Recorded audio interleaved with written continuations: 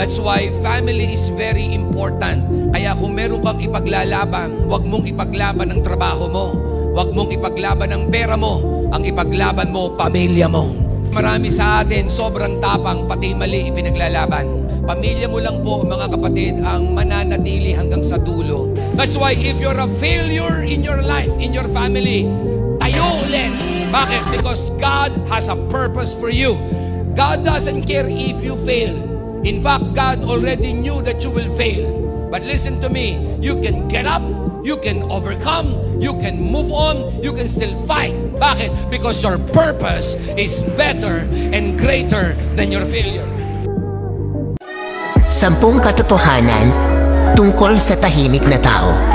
Una, ang tahimik na tao, madaldal talaga sila sa mga taong ka-close nila. Sila ay may isa o dalawang kaibigan lamang, yung totoong kaibigan. Pangatlo, mahiyain sila. Pang-apat, madalas nagsasalita sila sa isip nila. Pang-lima, sila yung may mga magandang ngiti at nakakatawang tawa. Pang-anim, sila ay tapat sa kanilang karelasyon. Pang-pito, sila ay mapagmatsyag sa lahat ng sitwasyon.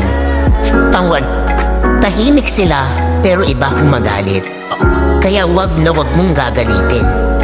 Pang-siyam, sinasarili nila ang nararamdaman nila kahit nasasaktan na sila. Pang-sampo, pag sila nakilala mo ng lubusan at maging komportable sila sa'yo, doon nila ipapakita ang totoong sila.